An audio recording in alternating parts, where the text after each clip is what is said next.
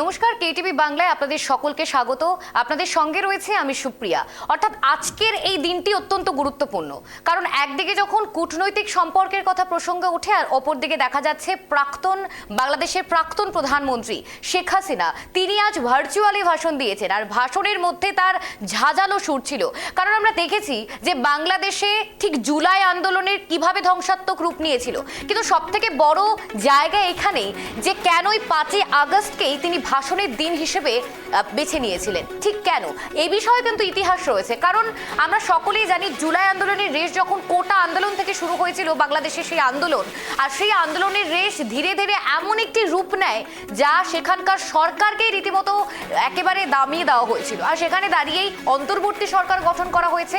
আর ঠিক এই 5ই আগস্ট বাংলাদেশ ছেড়ে পালিয়ে যেতে হয় বাংলাদেশের তখনকার তিনি বর্তমান প্রধানমন্ত্রী ছিলেন, এই মুহূর্তে প্রাক্তন প্রধানমন্ত্রী শেখ হাসিনাকে। আর শেখ হাসিনার রীতিমতো তার বাসভবন থেকে শুরু করে প্রত্যেকটি জায়গায় ছাত্রদের যে বিক্ষোভ, তাতে রীতিমতো ধ্বংসাত্মক পরিস্থিতি নিয়েছিল বাংলাদেশের রাজনৈতিক সেই মতাদর্শরা। অর্থাৎ সেখানে দাঁড়িয়ে আজ সেই শেখ হাসিনা তিনি বক্তব্য রেখেছেন এবং সরাসরি অভিযোগ করেছেন শুধুমাত্র যে ইউনূসের বিরুদ্ধে তা কিন্তু নয়, তার পাশাপাশি বিএনপির বিরুদ্ধেও একইভাবে তিনি সরব হয়েছেন। অর্থাৎ এক কথায় বলা চলে, যেভাবে পরিস্থিতি বেগতিক রূপ নিয়েছিল এবং আজ শেখ হাসিনার এই বক্তব্য ভার্চুয়ালি অত্যন্ত তাৎপর্যপূর্ণ রাজ্য রাজনীতির ক্ষেত্রে। কারণ যেখানে দাঁড়িয়ে দেখা যাচ্ছে এই শেখ হাসিনার বক্তব্য বা বাংলাদেশের প্রাক্তন প্রধানমন্ত্রীর বক্তব্য আজকের দিনটিকে বেছে নেওয়া, কারণ 2 বছর পূর্ণ হয়েছে আজকের দিনটিকে, আবার তার বাংলাদেশে ফেরার বার্তা। তিনি বলছেন বাংলাদেশের যে পরিস্থিতি রয়েছে, অর্থাৎ বাংলাদেশের যে চাপানুতর রয়েছে, সেই পরিস্থিতিতে তিনি আরও ভালো করে পর্যালোচনা করতে চান। তার পাশাপাশি প্রাক্তন প্রধানমন্ত্রী তার বিরুদ্ধে যে স্লোগান উঠেছিল, যে বিক্ষোভ হয়েছিল, কিভাবে বাসভবনে ভাঙচুর করা হয়েছিল, আর সবের মিলিয়ে এক প্রকার বলা চলে বিক্ষুব্ধ হয়েছিল বাংলাদেশের রাজনৈতিক পরিস্থিতি। তারপর বাংলাদেশে নির্বাচন হয়েছে, আর নির্বাচনে এবারে বিএনপির জয়যুক্ত হয়েছে। অর্থাৎ এই মুহূর্তে দাঁড়িয়ে সেই বাংলাদেশের প্রধানমন্ত্রী তারেক রহমান, অর্থাৎ বিএনপির থেকে তিনি প্রধান, কারণ তার মা খালেদা জিয়ার মৃত্যুর পরে তিনিই কিন্তু সমস্ত বিষয় দেখছিলেন। আর সেখানে নির্বাচন হওয়ার পরেই প্রধানমন্ত্রী হয়েছেন তারেক রহমান। এবারে সবচেয়ে বিরোধী দল, অর্থাৎ এই মুহূর্তে বিরোধী দল হয়ে রয়েছে যেখানে দেখা যাচ্ছে জামাত ইসলাম। অর্থাৎ সবচেয়ে বড় বিষয় এখানে, কারণ আজ শেখ হাসিনার এই বক্তব্য এবং বক্তব্যের পরে যে একাধিক বক্তব্য উঠে এসেছে বা মন্তব্য উঠে এসেছে, কারণ শেখ হাসিনা তিনি যখন বক্তব্য দিচ্ছিলেন সেই বক্তব্য থেকে উঠে এসেছে যে তার এই বাংলাদেশে ফিরে যাওয়া এবং রীতিমতো তার বাংলাদেশে ফিরে যাওয়া, এই ফিরে যাওয়ার প্রসঙ্গ নিয়েও কিন্তু বারবার এই প্রসঙ্গগুলো উঠেছে। কারণ আজকের যে বক্তব্য এবং এই বক্তব্য থেকে ঠিক কি উঠে আসতে পারে বা যেখান থেকে দেখা যায় প্রত্যেক বিষয় কিন্তু উঠে এসছে। আমরা এই মুহূর্তে সরাসরি কথা বলার চেষ্টা করব আওয়ামী লীগের প্রাক্তন সাংসদ শফিউল আলম বাবুর সঙ্গে। শফিউল বাবু, আপনাকে স্বাগত কেটিভি বাংলায়। আমি সুপ্রিয়া রয়েছি। এই মুহূর্তে সবচেয়ে আলোচিত বিষয় প্রাক্তন প্রধানমন্ত্রী শেখ হাসিনাকে নিয়ে, কারণ 2024 সালে এই 5ই আগস্ট বাংলাদেশ ছেড়েছিলেন প্রাক্তন প্রধানমন্ত্রী শেখ হাসিনা। 2 বছর পর তার এই দিনের বক্তব্য রাখলেন তিনি। কিভাবে দেখছেন বিষয়টি? জি, অবশ্যই এটা তার সরাসরি তিনি ক্ষমতা ছাড়ার পরে এই প্রথম সরাসরি বিদেশি বিভিন্ন গণমাধ্যমের সঙ্গে কথা বললেন। এবং আপনারা যেমনটা শুনেছেন, তিনি আজকে দেশে ফেরার বিষয়টা এবং সেই আন্দোলনের বিষয়ে সরকারের ভূমিকা, আন্তর্জাতিক সম্প্রদায়ের প্রতি তার যে বার্তা, সেই বিষয়গুলো এবং তিনি যে ফিরে আইনের মুখোমুখি হতে চান এবং তিনি দেশে ফিরতে চান, এই বিষয়টা তিনি পূর্ণ ব্যক্ত করেছেন। এই কথাগুলোই তিনি আজকে অত্যন্ত দৃঢ়তার সঙ্গে বলেছেন এবং ভারতের সরকারের প্রতি, ভারতের জনগণের প্রতি তিনি কৃতজ্ঞতা জানিয়েছেন যে মহান মুক্তিযুদ্ধের সময় ভারত আমাদের পাশে ছিল, আজ অবধি ভারত বাংলাদেশের মানুষের সঙ্গে আছে এবং বাংলাদেশের গণতন্ত্র, বাংলাদেশের সাম্প্রদায়িক সম্প্রীতি, এই বিষয়গুলো নিয়ে তিনি আজকে তার যে বক্তব্যে তিনি তুলে ধরেছেন। এবং এখানে আজকে সজীব ওয়াজেদ জয় উপস্থিত ছিলেন, তিনি কথা বলেছেন এবং সাংবাদিকরা বিভিন্ন প্রশ্ন তাকে করেছেন।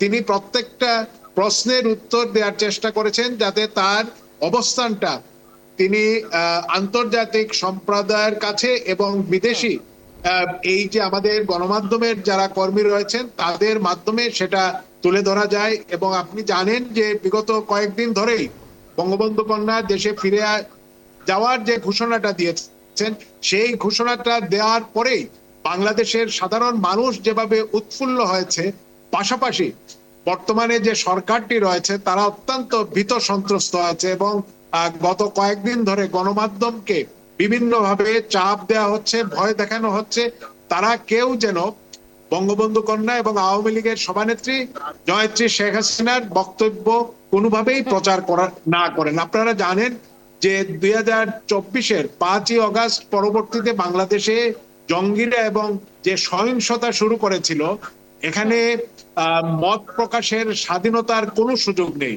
একটার পর একটা ইলেকট্রনিক প্রিন্ট মিডিয়া দখল হয়ে গিয়েছে।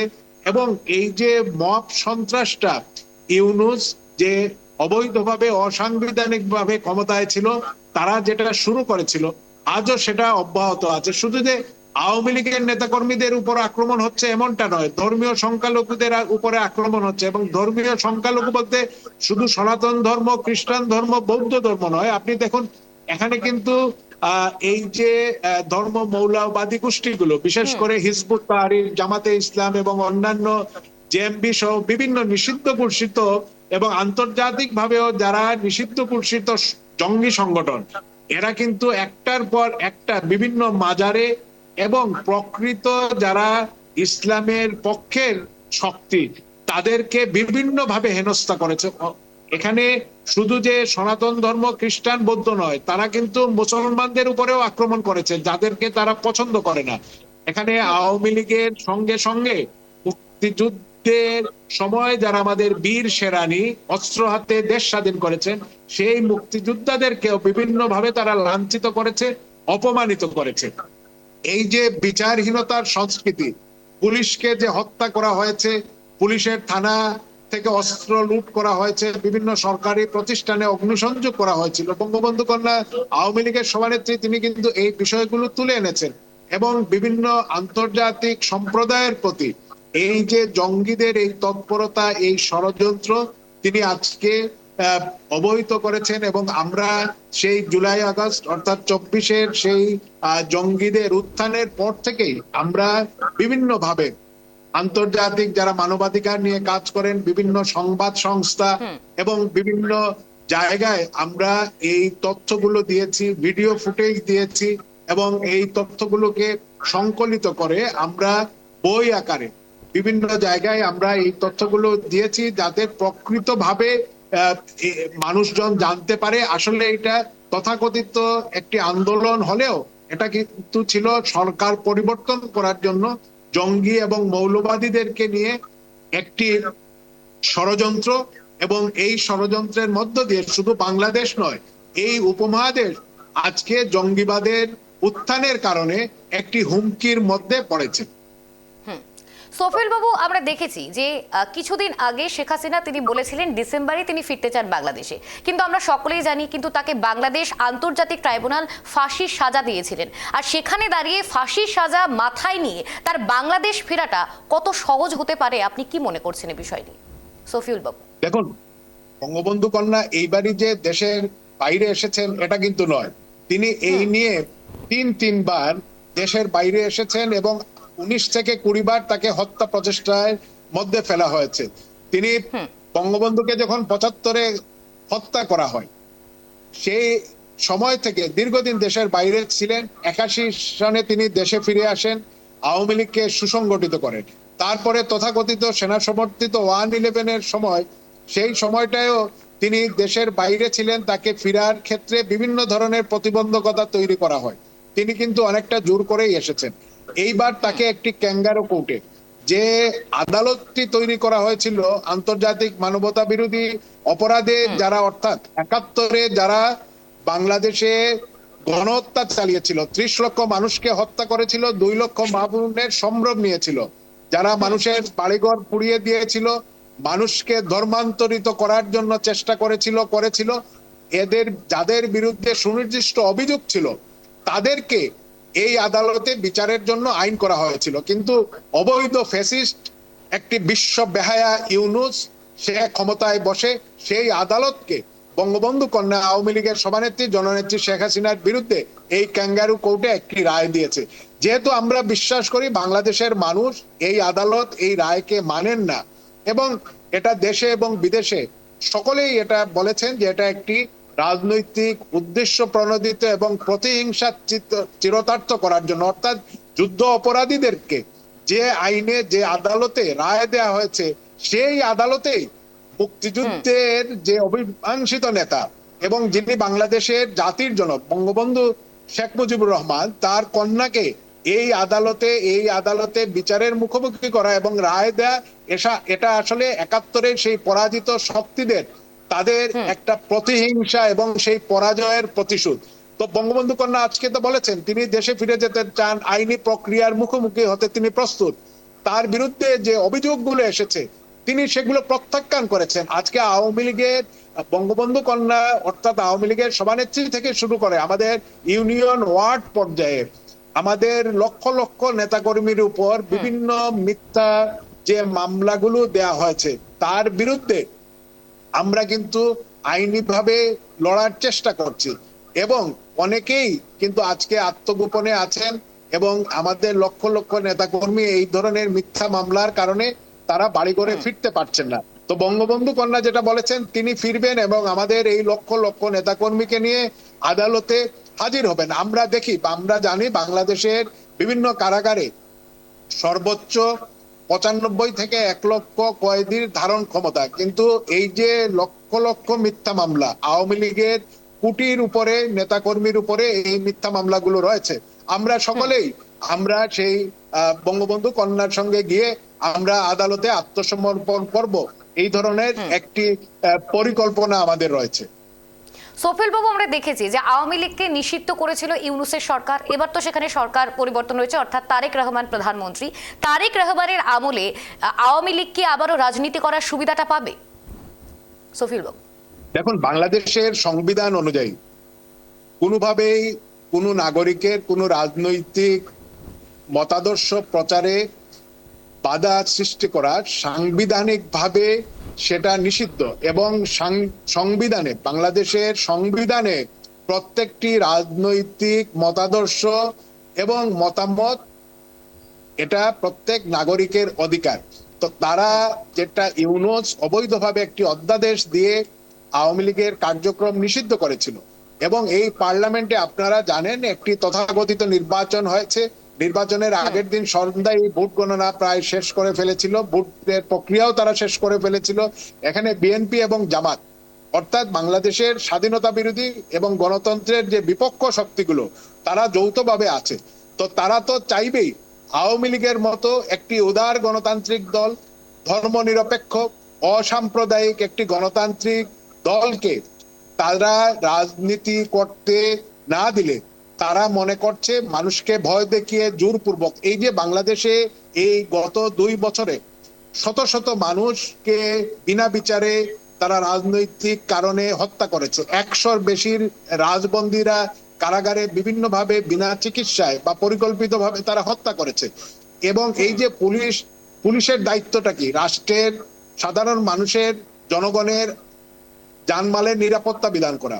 এই পুলিশ সেই জঙ্গিরা যখন বিভিন্ন কারাগারে বেছে বেছে যেখানে জঙ্গিরা ছিল, অর্থাৎ এই ইসলামের নামে জঙ্গিবাদ যারা বিভিন্ন ভাবে কায়েম করতে চেয়েছিল, তারা যে সমস্ত কারাগারে ছিল সেই সমস্ত কারাগার ভেঙে তাদেরকে বের করে দেওয়া হয়। এটা তো কোনো আন্দোলন ছিল না, আসলেই ছিল একটা জঙ্গিদের এখানে ক্ষমতা দখল করা দেশি বিদেশি চক্রান্ত ছিল। তো তাদের সেই যে ধারাবাহিকতা বিএনপি তারেক এখনো সেটা অব্যাহত রেখেছেন।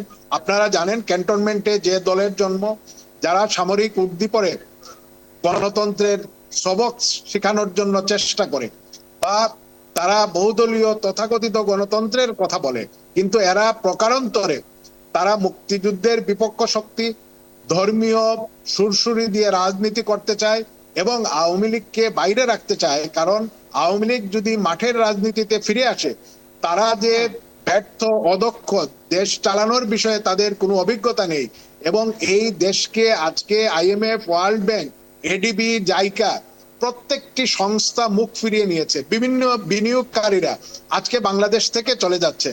এর পরিপ্রেক্ষিতে যে রাজনৈতিক অস্থিতিশীলতা তৈরি হয়েছে এবং এই কারণে তারা একটার পর একটা বিভিন্ন ধরনের প্রপাগান্ডা করে যাতে করে মানুষের দৃষ্টিভঙ্গি সরিয়ে রাখতে পারে। এবং এই যে দেখুন, ভারতের আধিপত্যবাদের বিরুদ্ধে তারা বিভিন্ন সময়ে স্লোগান তুলেন, আবার ভারতের সঙ্গে তারা সহযোগিতা চান, ভারতের সঙ্গে সম্পর্ক উন্নয়ন করতে চান। আবার দেখুন, ভারত ভিসা বন্ধ করে দিল, যখন ভিসা খুললো একই দিনে 1.5 লাখের বেশি মানুষ ভিসার জন্য আবেদন করেছে, কারণ চিকিৎসা এবং পর্যটন ব্যবসার জন্য ভারতের মানুষের সঙ্গে, ব্যবসায়ীদের সঙ্গে বাংলাদেশের সাধারণ মানুষ ব্যবসায়ীদের যে সম্পর্ক, সেই সম্পর্কটা তো আপনার পারস্পরিক নির্ভরশীলতার কারণে, এটা কিন্তু রাজনীতির কারণে নয়, ধর্মের কারণে নয়।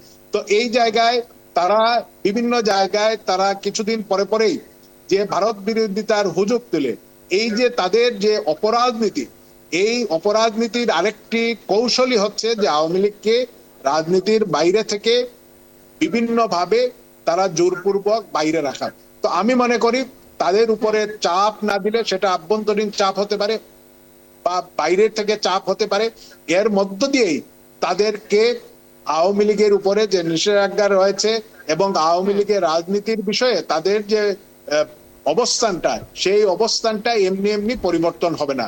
সেটা পরিবর্তন করতে হলে বাংলাদেশের মানুষকেই আসলে আন্দোলন করতে হবে, চাপ দিতে হবে, এবং সেটা করার জন্যই আমরা আমাদের সভানেত্রী তিনি দেশে ফিরে যাওয়ার প্রত্যয়টা ঘোষণা করেছেন। এবং তিনি দেশে ফিরে গেলেই আমি মনে করি বাংলাদেশের আজকের যে চেহারা, সেই চেহারা অনেকখানি পরিবর্তন হয়ে যাবে। এখন ভয়ে মানুষ মুখ খুলছে না, তো তিনি যখন ফিরে যাবেন তখন কিন্তু পুরো পরিস্থিতিটাই পাল্টে যাবে বলে আমরা বিশ্বাস করি। এবং দেশের সাধারণ মানুষ আজকে আশায় বুক বেঁধেছে যে শেখ হাসিনা ফিরে আসলে এই যে আজকে একটি দেশ শতভাগ বিদ্যুতায়িত হয়ে গিয়েছিল, সেই জায়গা থেকে আজকে দিনের পর দিন বিভিন্ন জায়গায় অন্ধকারে ডুবে যাচ্ছে। পুরোটাই অর্থনৈতিক, রাজনৈতিক, সামাজিক যে সংকট দেখা দিয়েছে, এর থেকে পরিত্রাণের একমাত্র পথই হচ্ছে আওয়ামী লীগের সভানেত্রী, আমাদের সাবেক প্রধানমন্ত্রী, তার বাংলাদেশে ফিরে আসা। এবং আমি মনে করি আমাদের বাংলাদেশের আশেপাশে আমাদের যারা প্রতিবেশীরা আছেন বা অন্যান্য যারা, আমরা তো এই একটা গ্লোবাল ভিলেজে আছি, আমরা বহু রাজনীতি বা অনেক কিছুই আমরা অনেক রাষ্ট্রের নাম করতে চাই না, সকলেই বুঝে বাংলাদেশকে যদি আবার আওয়ামী লীগ এবং শেখ হাসিনার ফিরে না আসেন, তাহলে এখানে জঙ্গিবাদের যে উত্থান ঘটছে, এটাকে নিয়ন্ত্রণ করার একমাত্র পথই হচ্ছে আওয়ামী লীগ এবং শেখ হাসিনা। আমি মনে করি দেরিতে হলেও অনেকেই সেটা আজকে অনুধাবন করতে পেরেছেন। এই কারণেই তিনি ফিরবেন এবং বঙ্গবন্ধু কন্যা জয়ত্রী শেখ হাসিনাকে বাংলাদেশে ফিরতেই হবে। সফিউল বাবু, আজ তিনি একটি বক্তব্য রেখেছেন তার ভার্চুয়াল ভাষণে যে জুলাই আন্দোলন কোনো আন্দোলন ছিল না, অর্থাৎ আপনি কি মনে করছেন এর পেছনে কাদের মদতপুষ্ট রয়েছে বা কাদের হাত ছিল সেই আন্দোলনে? সফিউল বাবু, আসলে জুলাই আন্দোলন দেখুন, তারা কৌটার বিরুদ্ধে বলেছিলেন, মহান মুক্তিযুদ্ধে যারা অংশগ্রহণ করেছিলেন তাদের পুষ্যদের জন্য একটা কৌটা ছিল, সেই কৌটাটা আদালতে আবার এবং সরকারও কিন্তু চেয়েছিল যে সেই কৌটাটা যেন বাতিল হয়ে যায়, এবং সেভাবে বাতিল হয়ে গেল। তো তারা সেই কৌটার বিরুদ্ধে যে আন্দোলন করেছিলেন, তো তারা কিন্তু আবার সেই কৌটাটা রেখেছেন, তারা দুর্নীতির কথা বলেছিলেন। আপনি দেখেছেন এই যে এনসিপি যারা সেই সময় আন্দোলনের সামনে দেশি বিদেশি ষড়যন্ত্রকারীরা যাদেরকে সামনে রেখেছিল, তারা কি পরিমাণ দুর্নীতি করেছে, এক একজনের এক বেলা খেলে পরের বেলা কি খাবে সেই বিষয়টা ছিল না, কিন্তু তাদের শত শত কোটি ব্যাংক ব্যালেন্স দেশে বিদেশে, এই 2 বছরে এই অর্থ তারা কোথা থেকে, আলাদিনের চেরাগটা তারা নিয়ে আসলো। তারা বাক স্বাধীনতার কথা বলেছিল, আজকে কি বাংলাদেশে বাক স্বাধীনতা আছে? আইনের শাসন, যা যা তারা বলেছিল একটাও কিন্তু আমরা বাংলাদেশে দেখতে পাচ্ছি না। তো সব মিলিয়ে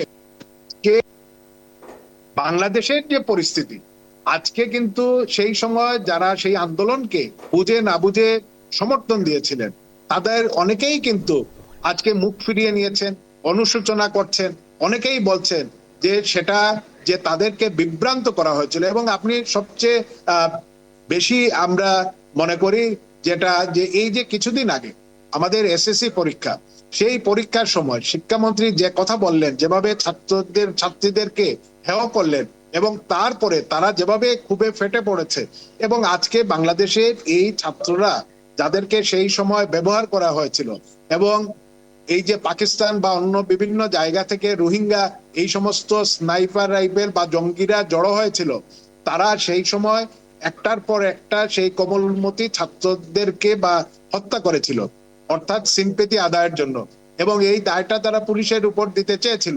এটাও নিশ্চয়ই জানেন যে সেই সময় যিনি স্বরাষ্ট্রমন্ত্রী ছিলেন বা তারপরেও তিনি একাধিকবার বলেছেন যে পুলিশ বা আইন শৃঙ্খলা বাহিনী এই স্নাইপার রাইফেল বা এই গুলিগুলা ব্যবহার করে না।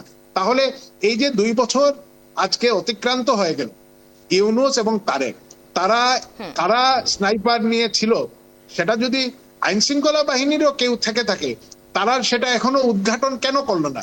এবং দেখুন, জাতিসংঘের সঙ্গে মিলে ভুলকার তুর তিনি কিভাবে ইউনূসের সহায়তা বা আওয়ামী লীগের বিরুদ্ধে অবস্থান নিয়েছিলেন, জাতিসংঘের মতো একটা প্রতিষ্ঠানকে ব্যবহার করলেন যে জুলাই সেই সময় নাকি 1500-র বেশি মৃত্যুবরণ করেছে। সরকার প্রথমে বলল 800 জনের বেশি, তারপরে দেখা গেল যাদেরকে শহীদ হিসাবে বলেছে বা হত্যা করা হয়েছে বা যাদের গুমের কথা বলা হয়েছিল, তার থেকে প্রায় 300 জন ফিরে এসেছে।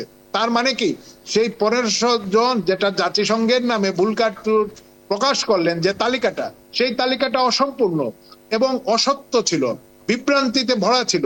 আজকে সরকারের গেজেটই ছিল 850। তাহলে বাকি যাদেরকে হত্যা করা হলো তারা কারা? তারা কি পুলিশ? তারা কি আওয়ামী লীগের নেতাকর্মী? তারা কি সংখ্যালঘু সম্প্রদায়ের? এই কথাটা কিন্তু বুলকার তোর উল্লেখ করলেন না। এবং তারা জুলাইয়ে আজকে যে তারা ঘটা করে, দেখুন, গণভবনের মতো একটি ভবন যেটা ঐতিহাসিক ভাবে এটা একটি রাষ্ট্রের সম্পত্তি, শুধুমাত্র এখানে বঙ্গবন্ধু এবং শেখ হাসিনার স্মৃতি আছে বলেই সেটাকে তারা সেই জুলাই জঙ্গিদের নামে উৎসর্গ করতে চাচ্ছে, একটা জাদুঘর করতে চাচ্ছে। এবং এই জাদুঘর নিয়েও কিন্তু কোটি কোটি টাকার লুটপাটের কাহিনী আমরা এখন তাদের কাছ থেকেই আমরা শুনতে পাচ্ছি। আমরা তো ক্ষমতায় নেই, তারাই বলছেন যে এখানে কিভাবে লুটপাট হয়েছে। তো এই যে আপনার জুলাইয়ে অগাস্টে যেটা হয়েছে, পুরোটাই এটা বাংলাদেশের উন্নয়ন অগ্রযাত্রাকে থামিয়ে দেওয়ার জন্য বিদেশিদের কাছে তারা আধিপত্যবাদের বিরুদ্ধে বলেছিলেন। কিন্তু দেখুন, ভারতের সঙ্গে বাংলাদেশের একটা চুক্তি, একটা বাক্য, একটা শব্দ কিন্তু তারা বের করতে পারেননি যেটা বাংলাদেশের স্বার্থের অনুকূলে। বরং এই 2 বছরে আমরা দেখেছি ভারত ডিউ আনডিউ অনেকগুলো সুবিধা বাংলাদেশের ব্যবসায়ী, বাংলাদেশের মানুষকে দিয়েছে, যার সুফল পেয়েছে একতরফা ভাবে বাংলাদেশের মানুষ। তো আজকে বাংলাদেশের তেল গ্যাস বিদেশিদের কাছে দেয়া হচ্ছে। আমরা কাতার থেকে এলএনজি আনতাম, তেল আনতাম যে মূল্যে, তার চেয়ে বেশি দামে এখন অন্য দেশ থেকে আমাদের কিনতে হচ্ছে। জুলাই আন্দোলনের সময় শেখ হাসিনার একটি বক্তব্য শোনা গিয়েছিল যে সরকারি চাকরি কারা পাবে, তারা যারা মুক্তিযোদ্ধা রয়েছে তাদের নাতিপুতিরা নাকি রাজাকারদের নাতিপুতিরা। আর এটিকেই ঘুরিয়ে কটাক্ষ করা হয়, বিদ্রুপ করা হয়। তারপরে উঠেছিল যে চেয়েছিলাম অধিকার, হয়ে গেলাম রাজাকার। এই মন্তব্যটাকে ঠিক কিভাবে দেখছেন সফিউল বাবু? দেখুন, সেই সময় একজন গণমাধ্যম কর্মী তিনি প্রশ্ন করেছিলেন, যে প্রশ্নটা আসলে পুরো অংশটা তো যায়নি, কিছু অংশ গিয়েছে। তিনি প্রশ্ন করেছিলেন, মনে করেন এই যে কৌটা কৌটা বলা হয়, এটা কি বিনা পরীক্ষায় শুধুমাত্র তারা মুক্তিযুদ্ধের সন্তান বা পুষ্য এই কারণেই তাদেরকে চাকরিতে দেওয়া হয়? তেমনটা কিন্তু নয়। এটা হলো একদম প্রতিযোগিতামূলক পরীক্ষার মধ্য দিয়ে যেতে হয়, এবং সর্বশেষ ধাপে তখন গিয়ে কৌটার প্রসঙ্গটা আসে। এবং দেখুন, সেই সময় সেই গণমাধ্যম কর্মী তাকে প্রশ্ন করেছিলেন, মনে করেন এই পরীক্ষা দিয়ে 2 জন আসলো, সমান অবস্থান তাদের, একজন মুক্তিযোদ্ধার সন্তান আর আরেকজন, অর্থাৎ যিনি মুক্তিযোদ্ধার সন্তান বা তার সঙ্গে সম্পৃক্ত নন, তাহলে কি হবে? তখন বঙ্গবন্ধু কন্যা বলেছিলেন, চাকরিটা তো অবশ্যই মুক্তিযুদ্ধের নাতিপুতিরাই পাবে। তো এই কথাটাকে তারা অর্ধ এবং বিকৃত ভাবে প্রচার করেছিল। এবং সেই সময়টায় আজকে দেখুন, ভারতের প্রধানমন্ত্রীর বক্তব্য মেটা সরিয়ে ফেলে। ভারত একটা বৃহৎ শক্তি, এখানে বড় বাণিজ্য, ধমেকে কাজ হয়েছে। বাংলাদেশে সেই সময় জঙ্গিদের সব তাদের সহিংস ঘটনা ফেসবুকে ছিল, কিন্তু তাদের যে বিরুদ্ধে, অর্থাৎ তাদের যে সহিংসতার যে স্বরূপটা, সেটা কিন্তু সেই সময় ফেসবুকে বা সামাজিক যোগাযোগ মাধ্যমে সেভাবে আমরা দিতে পারিনি। মেটা সেগুলোকে সরিয়ে দিত। এই কারণেই আমরা বলি এটা একটা যে আন্দোলনটা, যে ষড়যন্ত্রটা ছিল, যেটা ইউনূস নিজেও তো বলেছে মেটিকুলার ডিজাইন, সেভাবেই কিন্তু তারা এই ষড়যন্ত্রটা নিয়ে এগিয়ে গিয়েছিল। এবং এটা প্রকৃত অর্থেই বাংলাদেশকে ইসলামী জঙ্গিবাদীদেরকে দিয়েই এই ষড়যন্ত্রটা করা হয়েছিল, এই আন্দোলনটা করা হয়েছিল।